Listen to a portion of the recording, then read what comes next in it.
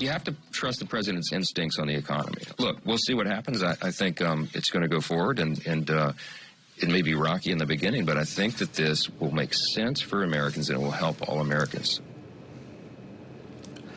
Well, according to President Trump, Wednesday, April 2nd is Liberation Day.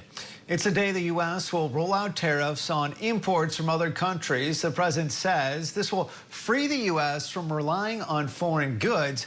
But as you just heard it from Speaker of the House Mike Johnson, there may be some short-term pain for long-term gain. Joining me now is Tim Brightbill. He is a longtime Georgetown law professor in international trade and co-chair of Wiley Ryan's international trade practice. Tim, thank you for joining us this afternoon. I know that you are talking to a lot of business leaders very connected in this world. We still don't know a whole lot about what we're going to hear from the president tomorrow, but what are you hearing now about 24 hours out from the announcement? Andrew, thanks for having me. And you're right, there still is a lot that we don't know just one day away from this comprehensive tariff announcement. So we don't have a sense of how many countries will be covered. We don't even have a sense of the tariff levels, although it does seem to be that the president is thinking about broader and more comprehensive tariffs, perhaps than he was considering even a week ago. So last week we saw possibly 10 or 15 countries with tariffs that would be imposed, but it sounds like something potentially more comprehensive that might be coming tomorrow. But again, we won't know. The administration has said it's agreed on a plan, but we haven't heard what that plan is just yet.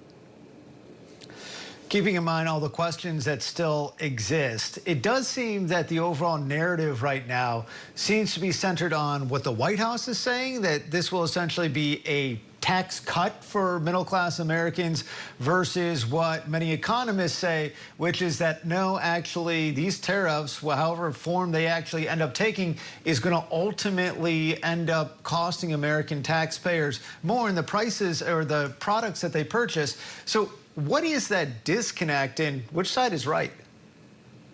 Well, the disconnect is because in the first Trump administration, there were tariffs imposed on China in a more limited way, as well as steel and aluminum tariffs. And there is some evidence that if you impose sector-specific or more targeted tariffs, you can do that without necessarily undercutting the financial markets and the economy. But for something broader-based, it's very unclear.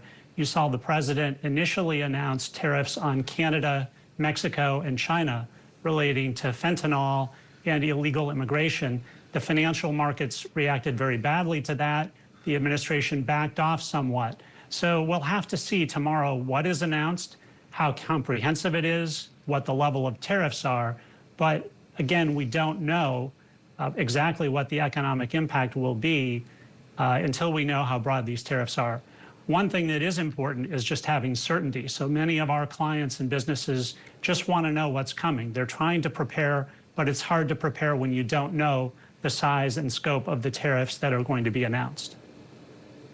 Yeah, and let's talk about what sort of authority the president has when it comes to tariffs. Can he or she, in this case he, just essentially say that this is what I want to do and it goes into effect immediately? Or do you anticipate there could be some legal challenges as the administration continues to work through whatever tariff plan they roll out tomorrow?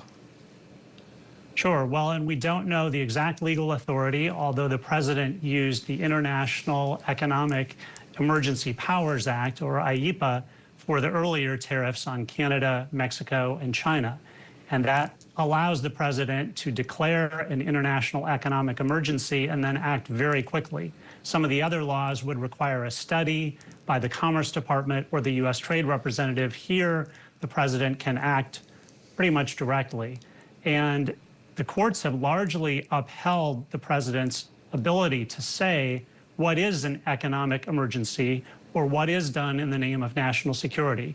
The one thing I'll say is that IEEPA, the law used before, has primarily been used to put sanctions on individuals or on countries. It has not been used before for tariffs. And so I do think it is very likely that whatever action is announced tomorrow, it will likely be challenged. Although, again, the courts have largely deferred, at least so far, to the president's definition of what is an international economic emergency or what is necessary to protect national security interests. Yeah, and you hear a lot about cars, you hear about fruits, even some alcohol. As we finish up here quickly, what do we expect to potentially be the biggest thing that consumers can see the price and the charges changing when the tariffs come into effect?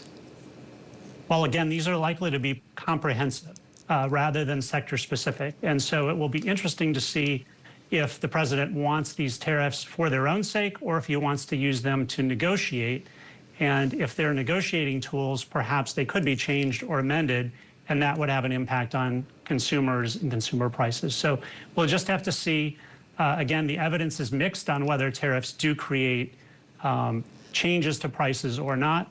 We'll know a lot more after we get the details tomorrow. And we'll have to have you back on. Tim Brightbill, thank you for your time this afternoon. Thanks, Andrew.